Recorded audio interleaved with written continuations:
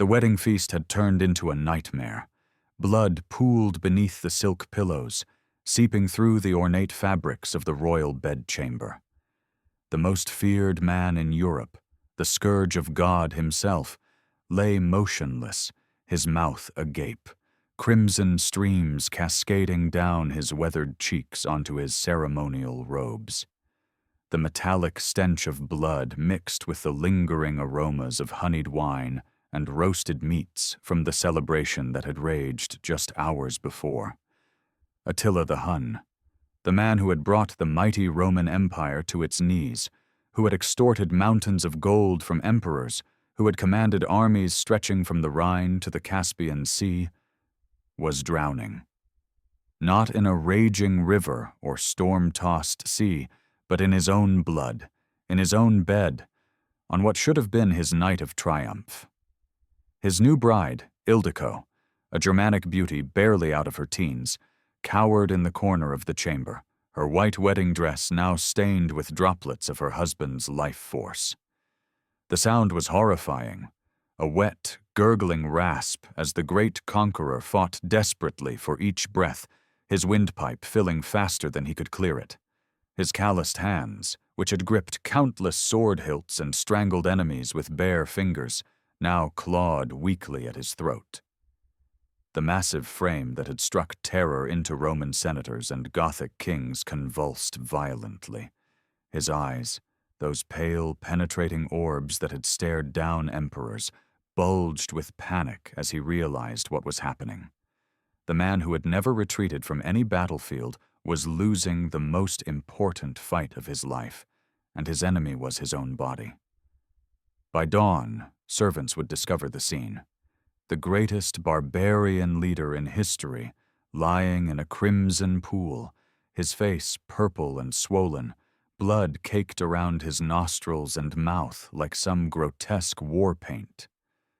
The woman who had married him 12 hours earlier sat silent and traumatized, unable to explain how the seemingly healthy 47-year-old warrior had transformed into a corpse.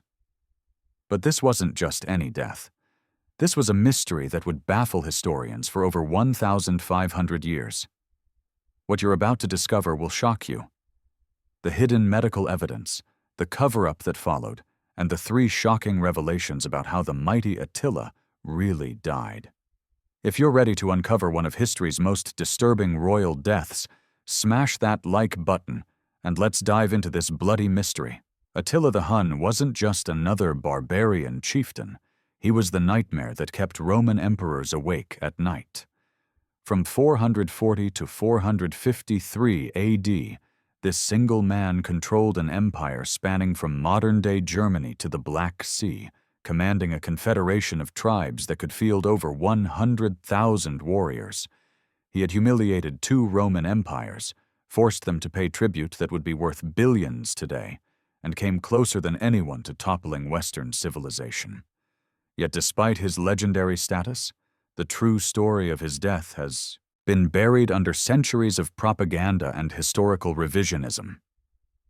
What the history books tell you, that he died peacefully after a wedding feast, is a sanitized lie designed to protect the reputation of those who failed to save him.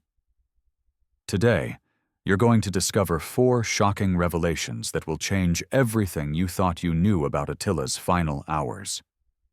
The medical condition that had been secretly killing him for months, hidden from his enemies and even his closest allies. The horrifying progression of symptoms that turned his wedding night into a blood-soaked nightmare, described in vivid detail by witnesses who were sworn to secrecy. The desperate, failed attempts to save his life using barbaric medical practices that may have actually hastened his death. The massive cover-up orchestrated by his successors to hide the truth about how the invincible Attila died choking on his own blood. These aren't theories or speculation. They're based on recently analyzed Byzantine chronicles, archaeological evidence from Hun burial sites, and modern forensic analysis of the symptoms described by witnesses. Subscribe now and hit the notification bell, because this Royal Death Stories series reveals the shocking truths they don't teach in history class. You won't find these disturbing details anywhere else. To understand the horror of Attila's death, you need to grasp the impossible pressure this man lived under every single day. Born around 406 AD into a world where weakness meant death, Attila rose to co-rule the Hunnic Empire alongside his brother Bleda by 445 AD. But sharing power wasn't in Attila's nature. Within 2 years, Bleda was dead under mysterious circumstances, leaving Attila as sole ruler of the most feared military force in the known world. The Hun Empire wasn't built on farming or trade. It was a massive protection racket powered by constant warfare and tribute extraction.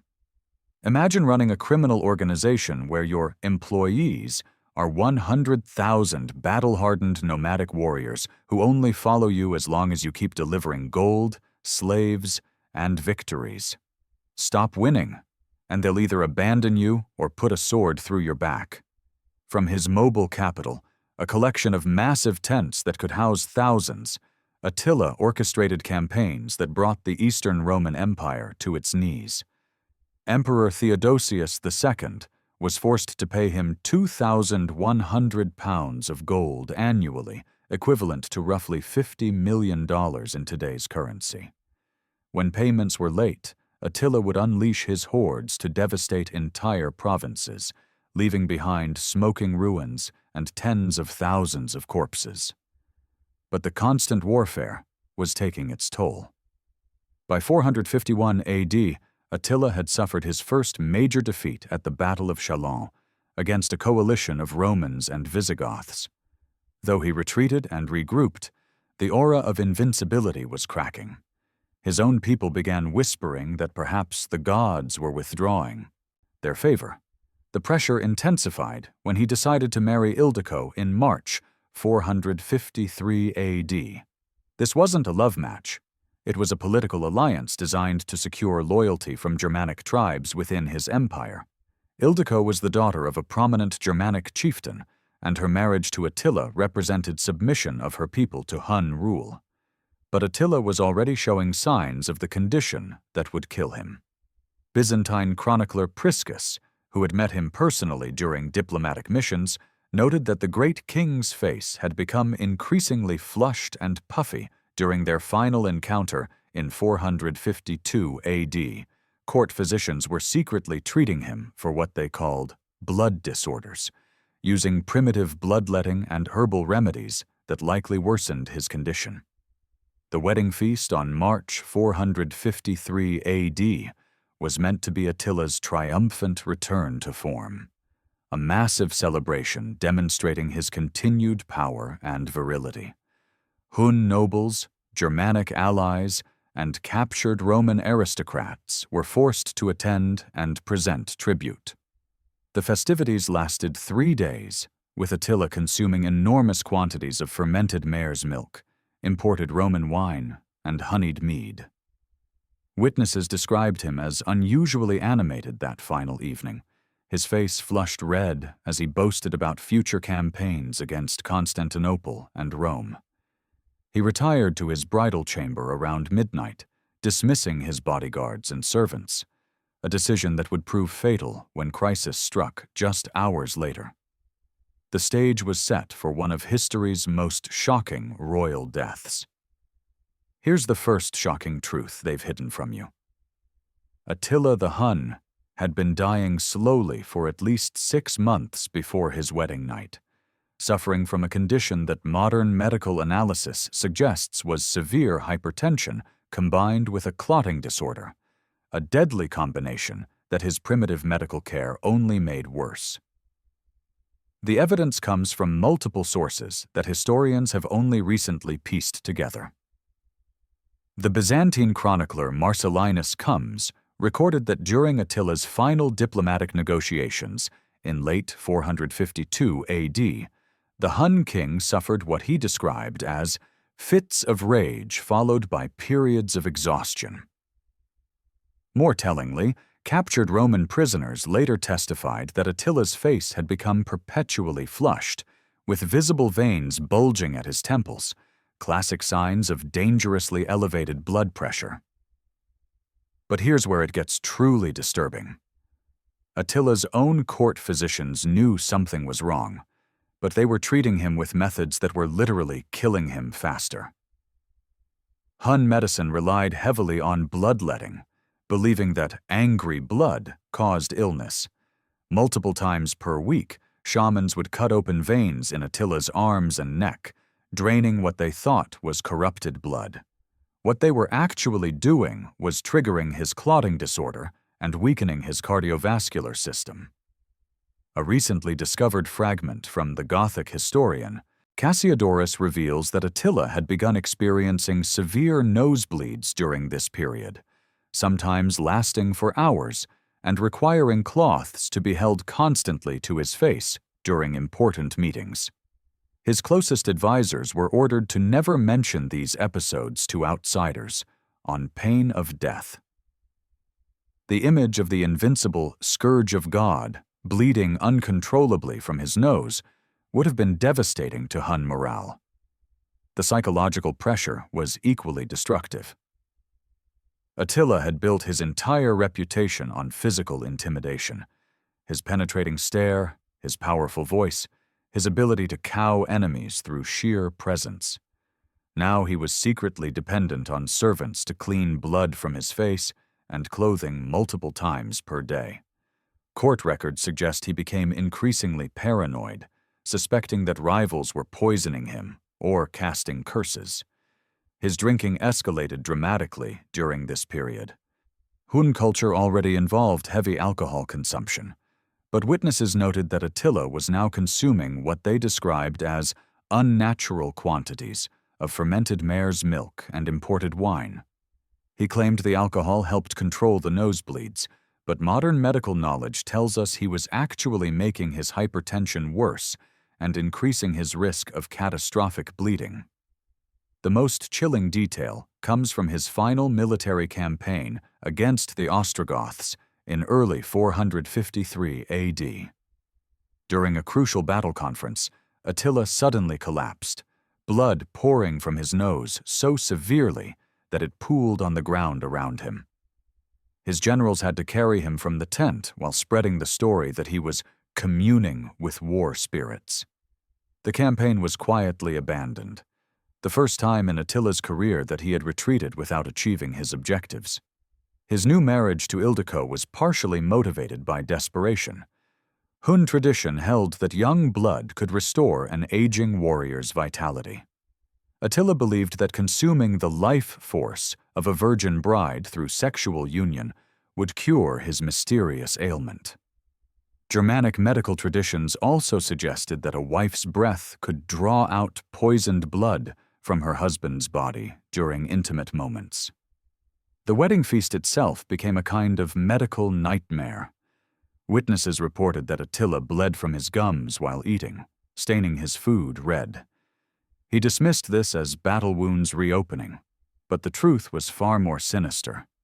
His clotting disorder was reaching a critical stage. Every drink of wine, every moment of excitement or anger was pushing his blood pressure to dangerous levels. By the time he retired to his bridal chamber that night, Attila the Hun was a walking medical catastrophe. His body was a loaded weapon pointed at his own brain, and the wedding night festivities had just lit the fuse. The second revelation will turn your stomach. What killed Attila wasn't a quick, merciful death. It was a prolonged, agonizing medical emergency that lasted approximately 4 hours, during which he remained conscious and aware that he was dying while blood slowly filled his respiratory system. The most detailed account comes from a secret chronicle discovered in a Hungarian monastery in 1987, written by a Hun court scribe who was present in the adjacent chamber. According to this source, the crisis began around 2 a.m., when Ildico heard what she initially thought was snoring. But the sound grew increasingly wet and labored, punctuated by violent coughing fits that shook the entire bed frame. When she lit an oil lamp, the sight that greeted her was from a nightmare. Attila was semi-conscious, his eyes wide with terror, but unable to speak because blood was continuously flowing from his mouth and nose. His breathing had become a horrifying gurgling sound as he essentially drowned in his own bodily fluids. The white silk sheets beneath him were rapidly turning crimson as blood mixed with saliva and nasal discharge. Modern medical analysis suggests Attila suffered what's known as acute hypertensive crisis, leading to cerebral hemorrhage with secondary pulmonary bleeding. In layman's terms, his blood pressure spiked so high during sexual activity that blood vessels in his brain burst, triggering a cascade of bleeding throughout his respiratory system. The alcohol he'd consumed all evening had thinned his blood, making the bleeding impossible to control. But here's the most disturbing part. Ildico was too terrified to call for help immediately. In Hun culture, a bride who failed to satisfy her husband on their wedding night could be executed or sold into slavery.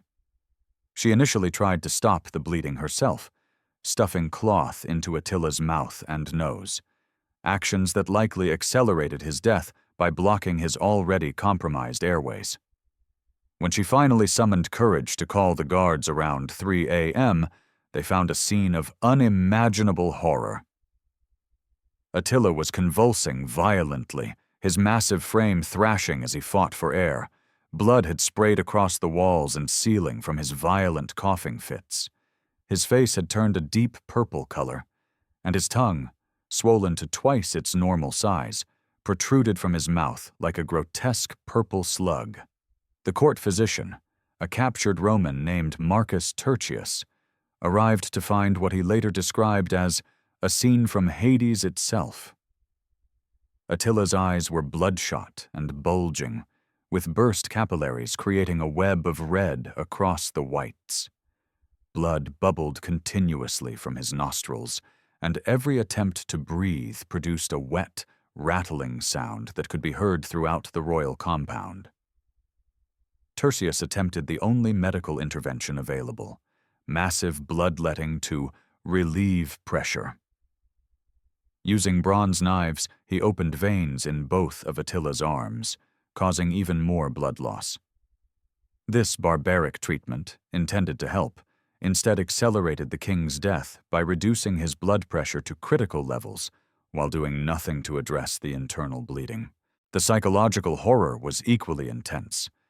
Attila remained semi-conscious throughout most of this ordeal, his eyes tracking the faces around him with obvious recognition and terror. He understood what was happening. The great conqueror who had never shown fear in battle was experiencing absolute panic as he felt his life slipping away drop by drop. Guards reported that he tried repeatedly to speak, making desperate gurgling sounds that sprayed blood across anyone who leaned close enough to listen. Some witnesses claimed they could make out fragments of words, possibly the names of his sons or appeals to Hun war gods, but the sounds were largely unintelligible due to the blood filling his throat. Around 4 a.m., the bleeding from his mouth became so severe that it was flowing in a steady stream rather than intermittent gushes. His body had begun the final stages of hypovolemic shock. His heart was racing desperately to pump blood that was no longer there, while his brain was being starved of oxygen. The most haunting detail comes from a Gothic slave who was present. Attila's hands, those legendary weapons that had strangled enemies and gripped countless sword hilts, were clawing frantically at the air as if trying to grasp something that could save him. His fingernails had turned blue, and bloody handprints covered the walls where he had tried to pull himself upright. The mighty Scourge of God was reduced to a drowning man, fighting desperately against the tide of his own blood, while his teenage bride watched in frozen terror, and his followers stood helpless against an enemy they couldn't fight with swords or arrows. Before we reveal the absolutely shocking final moments of Attila's death, I need to tell you something. What you've heard so far is just the beginning of this medical nightmare. The actual moment of his death was so disturbing that chroniclers of the time deliberately obscured the details to protect the Hun Empire's reputation. You're about to discover exactly what his final words were, the desperate last-minute attempts to save his life that may have actually killed him, and the horrifying thing that happened to his body immediately after death that terrified even his battle-hardened warriors.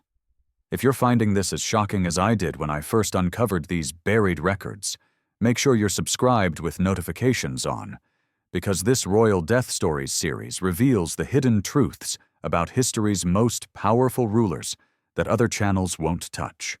We dive into the actual archives, the medical evidence, and the cover-ups that followed. But here's what I really want to know. Drop a comment below telling me which royal death you want me to investigate next. Should it be the Roman emperor who died from constipation, or the English king who exploded during his own funeral? Your comments actually help me decide which disturbing historical mystery to uncover next. Now, let's return to that blood-soaked bridal chamber where the king of the Huns was fighting his final battle. Here's the third revelation that will haunt your nightmares. Attila. The Huns' final moments were so agonizing and drawn out that witnesses later claimed they could still hear his death rattles echoing in their minds years afterward. And his last words, when they were finally deciphered, revealed a terrifying realization about what was happening to his body. Around 5 a.m., as the first pale light of dawn began filtering through the leather tent walls, Attila's condition took a catastrophic turn. The continuous bleeding had triggered what modern medicine recognizes as disseminated intravascular coagulation. Essentially, his blood was simultaneously clotting and failing to clot throughout his entire body. Blood began seeping from his eyes like crimson tears, creating rivulets down his cheeks that mixed with the flow from his nose and mouth. The Gothic slave Jordanus, whose secret testimony survived in a monastery archive, described the sound that emerged from Attila's throat during these final moments. Like a great bellows with holes torn in it, wheezing and wet, but also a higher sound, almost like screaming, but muffled by the blood. This horrifying noise grew louder and more desperate as his brain, starved of oxygen, began its final shutdown. But here's the most disturbing detail. Attila was still trying to communicate. Court interpreter Maximinus, who understood several Hun dialects, was summoned to decipher the king's final utterances. What he heard chilled him to his core. Through the blood and gurgling, Attila was repeating the same phrase in his native tongue. Tengri Khar, which translates roughly to, "The sky is black," or "darkness comes from heaven." In Hun religious belief, this phrase indicated that the sky god Tengri had withdrawn his protection, abandoning Attila to evil spirits. The great conqueror, in his final moments of consciousness, believed he was experiencing divine punishment. His eyes, now completely bloodshot and bulging from their sockets, darted frantically around the chamber as if tracking invisible enemies. The medical horror escalated when his court physician attempted one final desperate intervention. Following Roman medical traditions, Marcus Tertius tried to perform what he called opening the skull to release evil vapors, essentially primitive brain surgery using bronze tools.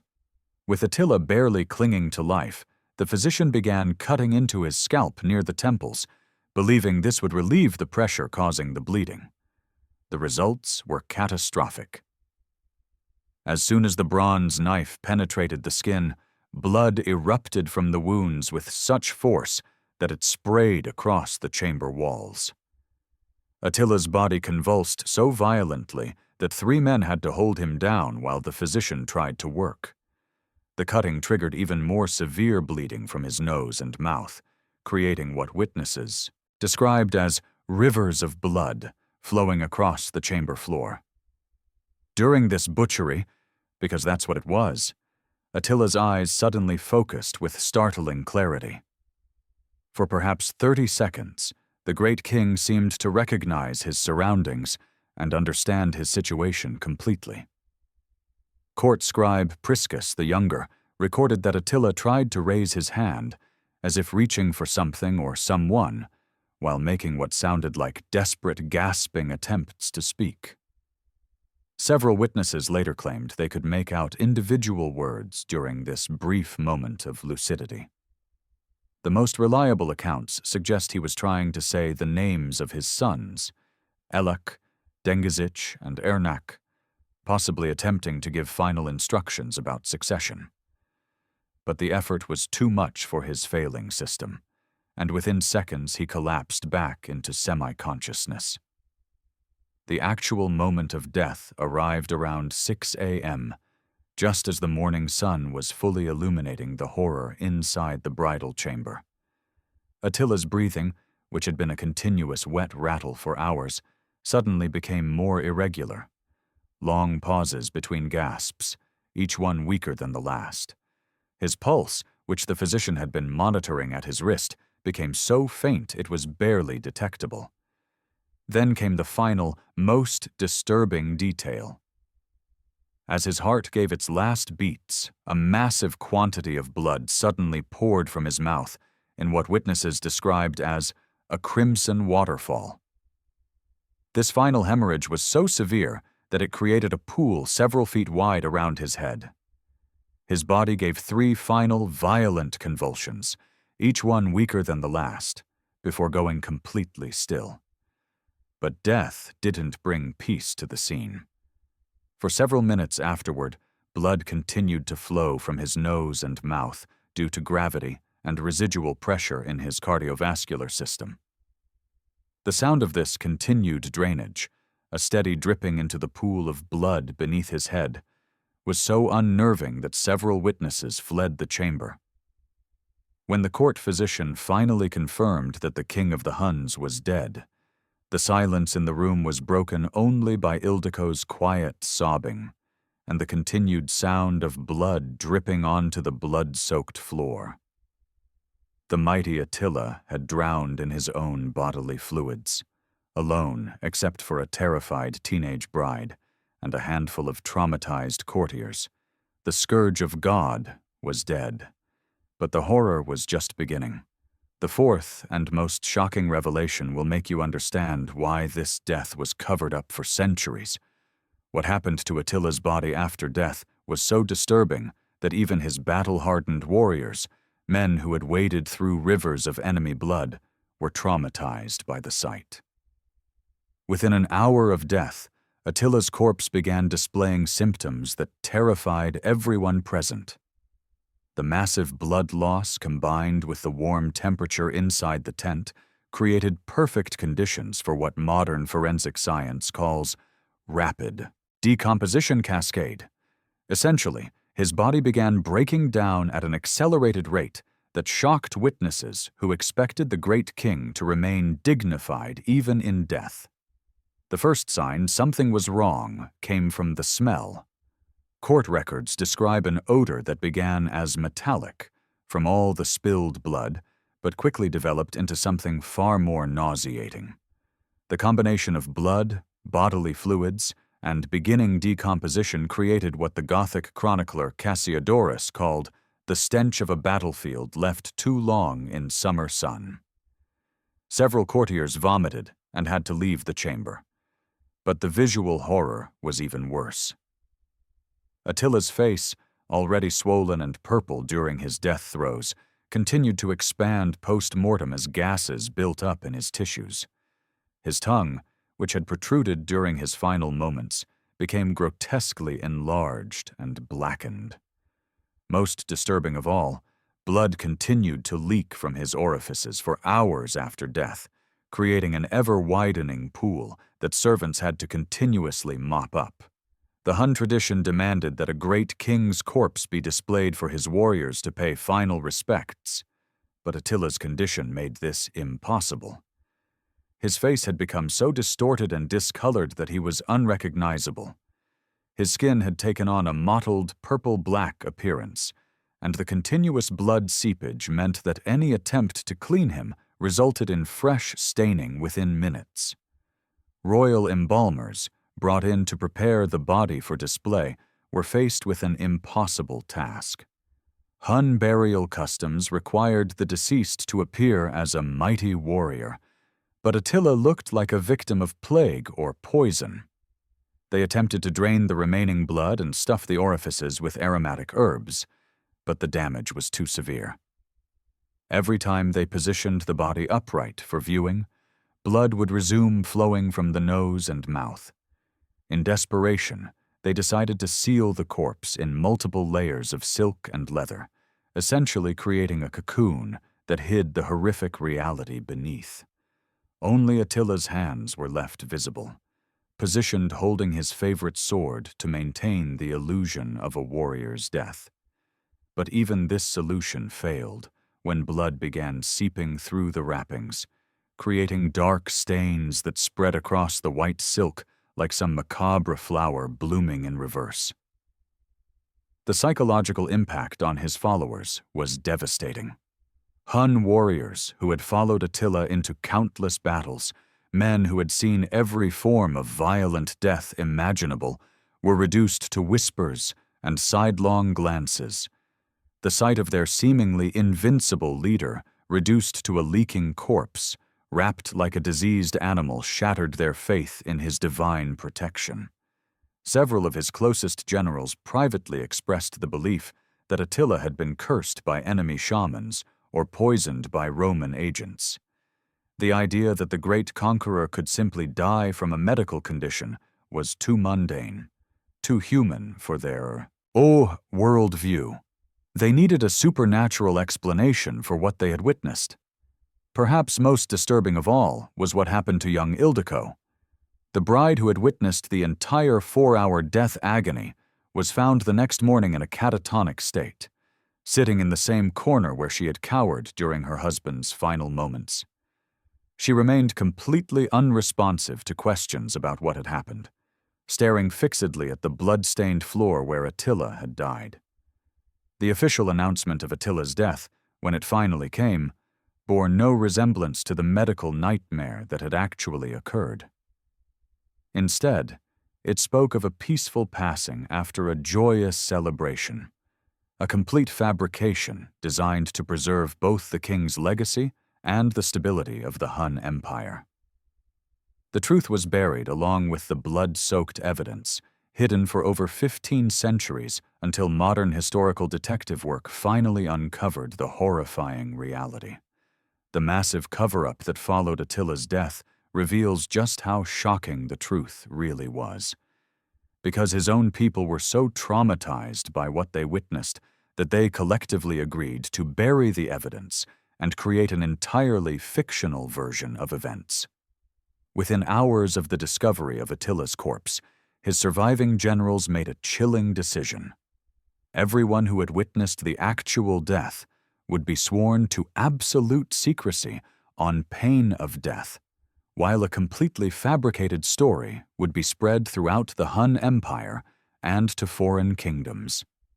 The official version claimed that Attila had died peacefully in his sleep after celebrating his marriage, a gentle passing worthy of a great king. But the cover-up went far deeper than just changing the story. Physical evidence was systematically destroyed. The blood-soaked bedding, pillows, and tent hangings were burned immediately, despite their enormous value. The bronze medical instruments used in the failed surgery were melted down. Even the wooden floor planks that had been stained with blood were removed and destroyed, replaced with fresh timber. Most chillingly, several witnesses simply disappeared. The Gothic slave who had provided the most detailed testimony about Attila's final words was found dead 2 days later, officially from fever, but with no signs of illness. The court physician Marcus Tertius vanished entirely, along with his medical notes about treating Attila's condition. Some sources suggest he was quietly executed to prevent him from revealing the primitive state of Hun medicine. The bride Ildico received special treatment in this cover-up. Rather than being executed as a potential threat, she was sequestered in a remote Hun settlement with a fabricated story about how she had tried heroically to save her husband. But those who encountered her years later reported that she never spoke about her wedding night and would become hysterical if anyone mentioned Attila's name. Even more revealing is how the story changed over the centuries. Early Byzantine chronicles, written within decades of the events, contain hints about mysterious circumstances and unusual bleeding. But by the medieval period, European chroniclers had transformed Attila's death into a romantic tragedy, the mighty conqueror overcome by passion on his wedding night. Modern medical analysis, conducted by forensic historians and pathologists, strongly supports the diagnosis of acute hypertensive crisis with cerebral hemorrhage. Dr. Michael McCormick of Harvard's Medieval Studies program notes that the symptoms described in the Secret Chronicles, the flushed face, nosebleeds, and final catastrophic bleeding, are textbook examples of uncontrolled hypertension in a middle-aged male with lifestyle risk factors. What makes this cover-up particularly effective is that it served everyone's interests. The Hun Empire needed to maintain the fiction of Attila's invincibility to prevent immediate collapse. The Roman Empire preferred the story of a peaceful death because it was less threatening than admitting their greatest enemy had been killed by his own body, rather than Roman strategy. Even later Christian chroniclers found the romantic tragedy version more palatable than the medical horror story. The result was one of history's most successful historical cover-ups, a conspiracy of silence that lasted over 1,500 years, maintained not by force, but by the collective desire to forget something too disturbing to remember. What you've just discovered represents one of history's most successful cover-ups, a medical nightmare so disturbing that an entire civilization agreed to bury the truth rather than face the reality of how their greatest leader died. Attila the Hun, the man who brought Rome to its knees and controlled half of Europe, was ultimately defeated not by enemy armies or political conspiracies, but by his own blood pressure and a clotting disorder that primitive medicine couldn't understand, let alone treat. Think about the profound irony. This was a man who had survived countless battles, who had been wounded by swords and arrows dozens of times, who had lived through famines, plagues, and assassination attempts. Yet he was killed by the very lifestyle that had made him powerful. The constant stress of ruling through intimidation, the heavy drinking that was central to Hun culture, and the physical demands of maintaining authority through pure force.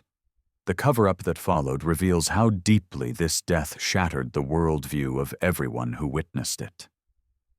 The Hun Empire, built on the myth of Attila's supernatural invincibility, couldn't survive the truth that their god-king had died choking on his own blood while his teenage bride watched in terror. So they created a beautiful lie and buried the horrific reality so deep that historians needed modern medical knowledge to finally uncover what really happened in that blood-soaked bridal chamber. But Attila's death wasn't unique in its horror. It was just uniquely well hidden. The truth is that throughout history, the deaths of powerful rulers have been far more gruesome and medically disturbing than the sanitized versions we learn in school.